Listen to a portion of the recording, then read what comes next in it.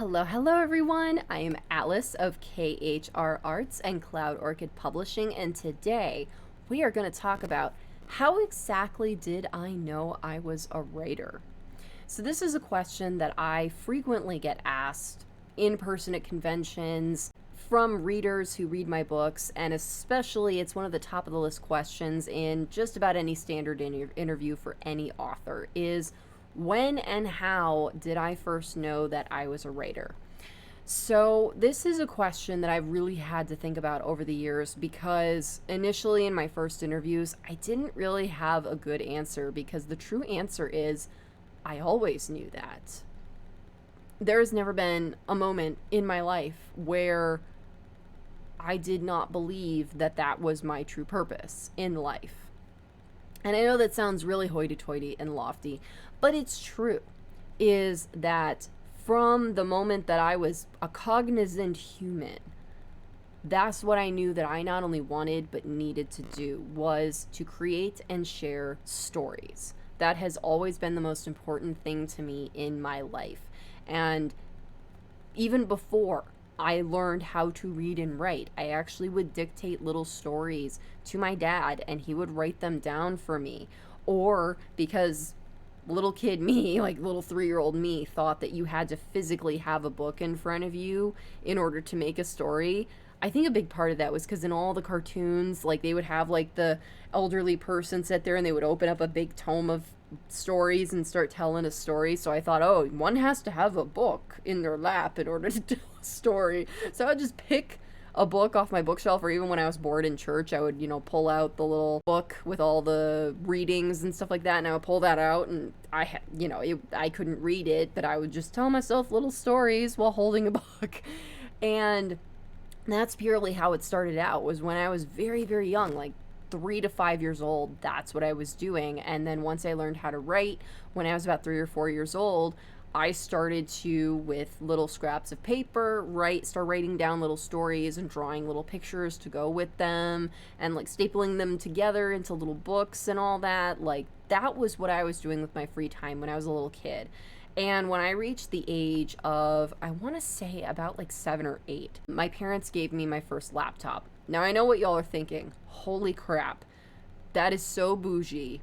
And I was a little kid in the 90s, and computers were expensive back then. I mean, they're still expensive today, but like back then, that was like, whoa.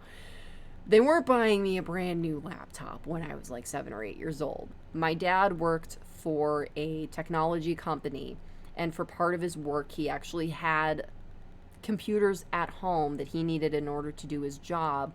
And he was lucky enough that whenever they decommissioned a computer, that it was like an old version, so it was some old clunker that they didn't need anymore, they allowed him to just give it to me so that I could just do little kid things on it. So that's where those came from. We were not that bougie. They were just old decommissioned computers that they let me have.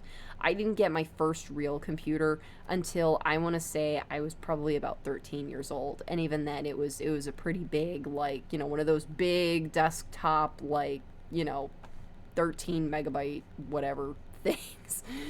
But it was perfect for what I needed it for, which was just word processing, which was just having 8 million Word documents. And I also played a lot in MS Paint because, I mean, come on, everybody in the 90s did that.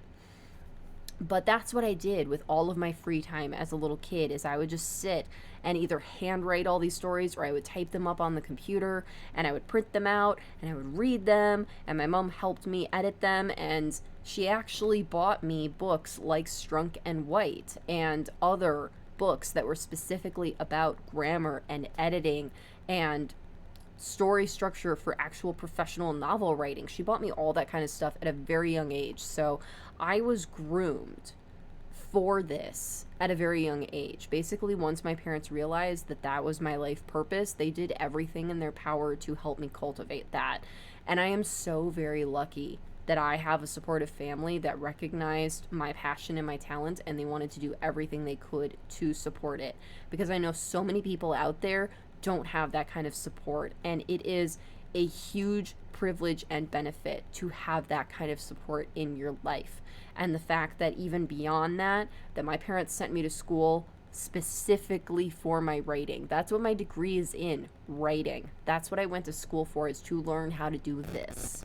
I didn't go to a university and I wasn't an English major. I went to art school and I majored in fiction writing.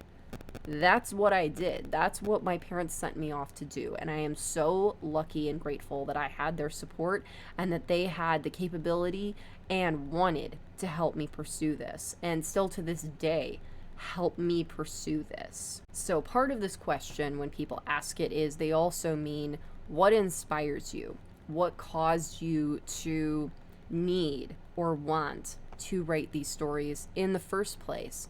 And I had to think about it for a long time, because initially I didn't have a good answer for that either. Because the honest answer to that is, I just do. I just do.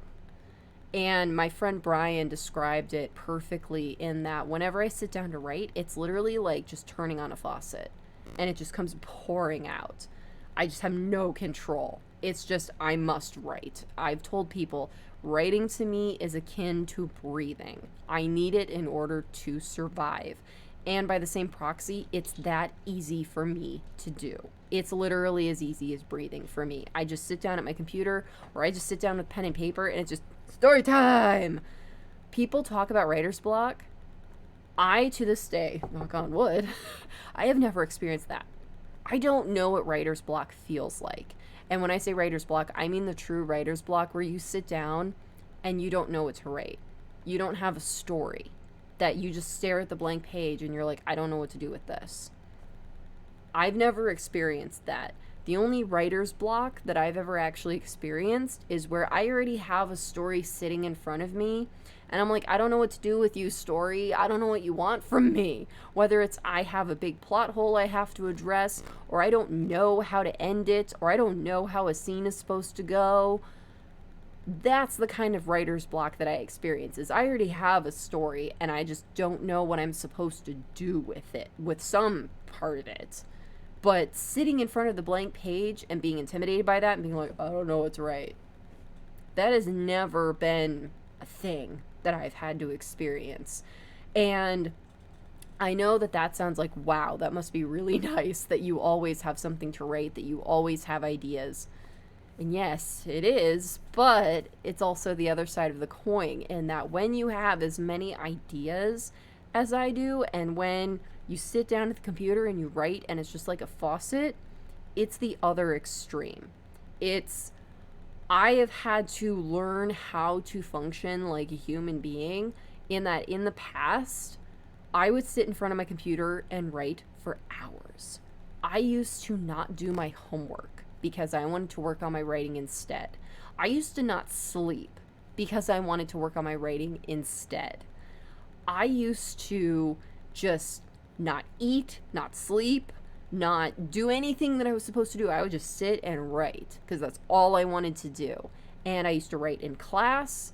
I used to write instead of doing my homework. I would find any excuse I could. It was like an addiction, basically. It's must write. Like, it was really bad. And to this day, it's still a struggle for me sometimes, that it's like, I wish so much that I could just table flip all of my adult responsibilities and all of my, honestly, human responsibilities and just lock myself in a closet and write and never interact with anybody ever again, or eat or sleep or anything. Just write like a little closet goblin or something. Left to my own devices, that is totally 100% what I will do. And so having to learn that balance, because contrary to popular belief, a sad creative person is not a productive creative person, is when we are sleep deprived and we haven't eaten properly and we're sad, we're really not going to create a whole lot of great stuff, or even create at all. And I found that my best writing is when I'm in a good environment, and when I'm getting proper sleep and proper nourishment, and when I once in a while go out and be a social human being and interact with other human beings. I'm more likely to finish projects faster, and the stories are going to turn out better when I just act like some semblance of a human being rather than a closet goblin. So that is the other side of the coin, is that when writing just becomes the all-consuming thing in your life, it can be detrimental, and it can be just as daunting as the whole writer's block, blank page staring at you. And what a lot of people don't realize is that also having infinite ideas is also just as daunting as the blank page, in that I have always been very acutely aware of my mortality. I unfortunately have a lot of psychological issues around that because by a very young age, I went to a lot of funerals. I had a lot of family members who died. I had a lot of school friends that would just up and move away. I dealt with a lot of grief and a lot of loss at a very young age, and it messed me up, y'all. It messed me up big time. And because of that, by a very young age, I was very acutely aware of my mortality. In fact, I had to go through a lot of therapy to not hear the ticking so loud, that I'm just always constantly aware of the little hourglass of life and death hovering over my shoulder of, you only have this much time left. Like, I am constantly acutely aware of that, and it's just lots of anxiety. But yeah, it is very daunting looking at my list of stories that I need to finish, and then also knowing I only have X amount of years, potentially, on this planet in order to write them. That is hugely daunting. Especially the fact that I know that Alzheimer's and dementia run in both sides of my family, and even if I'm still alive doesn't mean I'm going to have enough marbles in my brain in order to actually write any of these things. So the fact that my clock is ticking even shorter really sucks, y'all, and I'm so acutely aware of that, like you have no idea. And now that I am almost 34 years old, I'm going to be 34 on April 6th. Yeah, that's like midlife crisis time, y'all. So I'm like, oh my god, I've already spent half my on Earth points. I have half more to go to write all of this. Wow, that's a lot of anxiety, is looking at that list, y'all.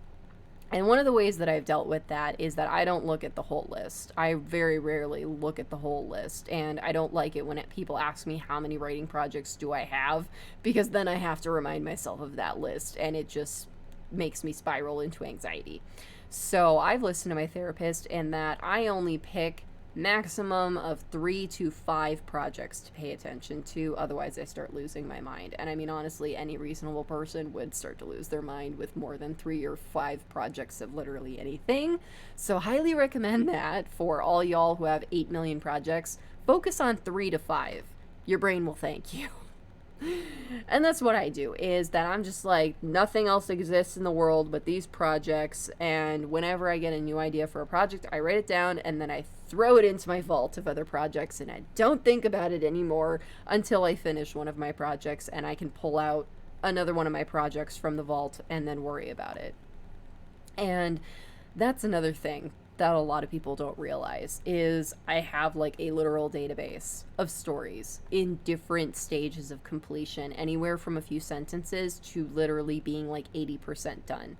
So whenever y'all see me working on a seemingly new book, it's not new. Like, most of them are, like, I would say 90% of my stories are from, honestly, like anywhere from when I was 13 years old to college.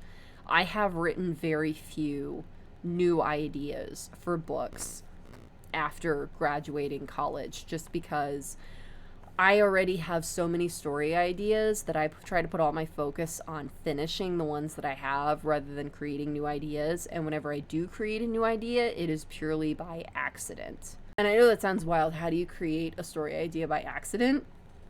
That would be the inspiration coming into play, is that I'm just minding my own business, existing, and then suddenly my brain's like, I have an idea, and I'm like, oh no, because we really need another one. Great, thanks, shove it in the vault.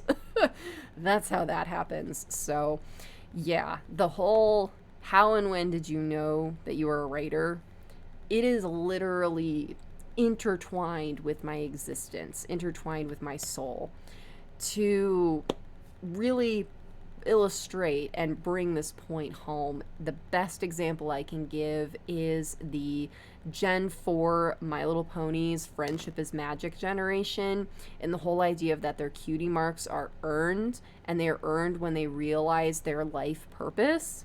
That's kind of how it is for me, is that I was literally born with my cutie mark. It was just like, this is your life purpose, congratulations, right off the bat.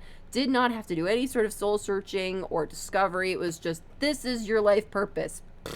Like, no experience required. It just came out, and that's what I'm supposed to do. And I do suspect a big part of that is because it's a legacy talent. My mom is also a writer, which is a big part of why I had so much support with this, was that she is a writer and she had all of that knowledge and all of those skills that she could then pass on to me to help my writing be better. And we even found in some of my, your grandma's grandma, all that kind of stuff, were also writers, which is really, really cool. So the fact that I already have like legacy writer in my heritage, I feel really played a big part in me also being a writer, because I do believe that in some cases that talent is hereditary, that a lot of times if you see famous musicians, a lot of times their kids end up being musicians too. And I don't know what the breakdown of nature versus nurture is there, but it counts for something that there already were writers in my family, that I too am a writer. And then my mom, who is a writer, also supported and encouraged me and imparted wisdom to me in that field, really played a big part of this for me as well. So, TLDR, I was basically born with my writer cutie mark, and it's just completely mushroomed from there. And while I've explored other talents, writing is literally my reason for being alive, and I closely pursue that as best to my capabilities. So I hope that this video has been helpful for y'all, and if you like this video, please do give it a like, and if you're new, subscribe.